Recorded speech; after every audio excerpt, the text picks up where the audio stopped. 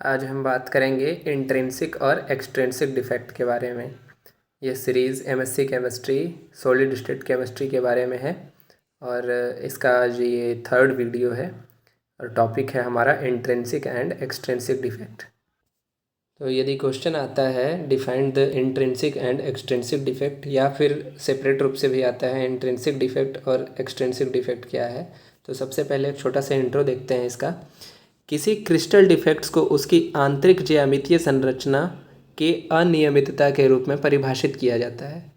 अर्थात यदि किसी क्रिस्टल में उसके अवयवी कण, अणु, परमाणु या आयन में अनियमितता पाई जाती है तो उसे क्रिस्टलीय डिफेक्ट के रूप में जाना जाता है।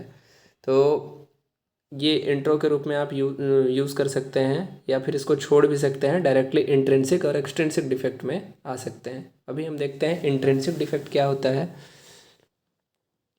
यदि क्रिस्टल में, इंट्रिंसिक डिफेक्ट के बारे में है, यदि क्रिस्टल में टेम्परेचर के इंक्रीज़ होने पर डिफेक्ट जनरेट होता है तो इस प्रकार के क्रिस्टल डिफेक्ट को इंट्रिंसिक डिफेक्ट कहा जाता है। नॉर्मली इंट्रिंसिक डिफेक्ट ऐसे डिफेक्ट्स होते हैं जो टेम्परेचर में अधिकता के कारण उत्पन्न होते हैं। अर्थात यदि किसी क्रिस्टल में टेम्परेचर को हम बढ़ाते हैं तो उसमें जो डिफेक्ट उत्पन्न होता है, जो डिफेक्ट जनरेट होता है, तो उसी प्रकार के क्रिस्टल डिफेक्ट को ही इंट्रिंसिक डिफेक्ट कहा जाता है। आगे इंट्रिंसिक डिफेक्ट के बारे में हम ये भी लिख सकते हैं कि इंट्रिंसिक डिफेक्ट टेम्परेचर पर डिपेंडेंट होती है, इसलिए इस प्रकार के डिफेक्ट को थर्मोडायनेमिक डिफेक्ट भी कहा जाता है। क्योंकि ये टोटली टेम्परेचर पर डिपेंडेंट होती है इसलिए इसको थर्मोडायनेमिक डिफेक्ट्स भी कहा जाता है। जब किसी क्रिस्टल के मॉलिक्यूल्स, एटम या आयन टेम्परेचर गेन करते हैं तो ये वाइब्रेट करने लगते हैं तथा अपनी वास्तविक जगह से अव्यवस्थित हो जाते हैं। इसमें बताया गया है इस लाइन में, इस पैराग्राफ में, कि कैसे टेम्परेचर के कारण कोई भी डिफेक्ट उत्पन्न होता है।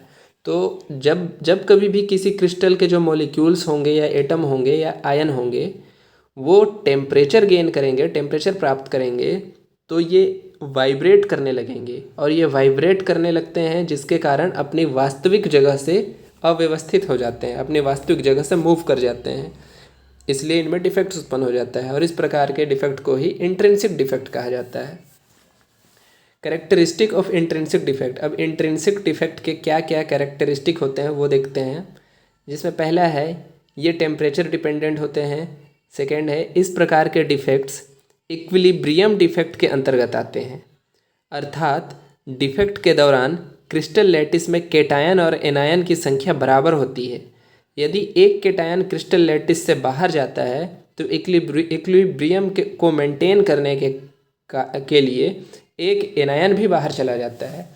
इस पूरे पैराग्राफ का मतलब ये है कि ये जो डिफेक्ट होंगे इंट्रिंसिक डिफेक्ट, वो इक्विलिब्रियम डिफेक्ट के अंतर्गत आते हैं। मतलब ये इक्विलिब्रियम को मेंटेन किए हुए होते हैं, डिफेक्ट के बावजूद भी ये उस पूरे क्रिस्टल के इक्विलिब्रियम को मेंटेन करते हैं। अर्थात यदि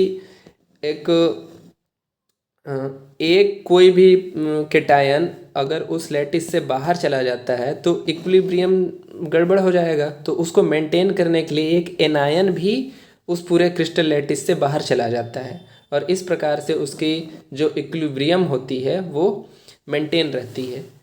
ये इस थर्ड पॉइंट है, ये स्टोकियोमेट्रिक डिफेक्ट्स के अंतर्गत आते हैं। इसका एग्जाम्पल है फ्रेंकल डिफेक्ट और शॉर्टकी डिफेक्ट। तो फ्रेंकल डिफेक्ट का स्पेसिफिक एग्जाम्पल होता है AgBr, AgI, और शॉर्टकी डिफेक्ट्स का जो एग्जाम्पल होता है वो NaCl और CaCl होते हैं। आगे ये फ्रेंकल डिफेक्ट और शॉर्टकी डिफेक्ट्स को हम आने वाले वीडियो में सेपरेट रूप से डिटेल रूप से समझेंगे।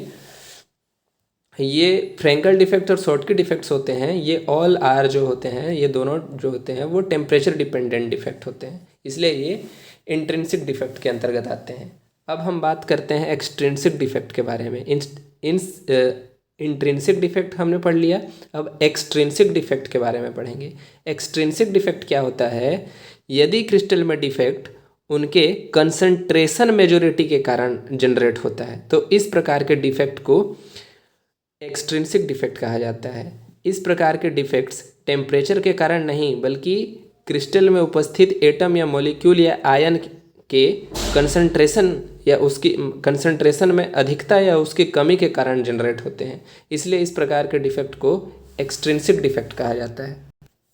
आगे एक्सट्रिंसिक डिफेक्ट के बारे में हम उसके कैरेक्टरिस्टिक के बारे में हम और कुछ भी लिख सकते हैं, जैसे ये टेम्परेचर इंडिपेंडेंट होते हैं। इंट्रिंसिक डिफेक्ट जो होते थे वो टेम्परेचर पर डिपेंडेंट होते हैं थे, लेकिन इसमें ये जो एक्सट्रिंसिक डिफेक्ट्स हैं वो टेम्परेचर इंडिपेंडेंट होते हैं और ये नॉन इक्विलिब्रियम डिफेक्ट्स होते हैं।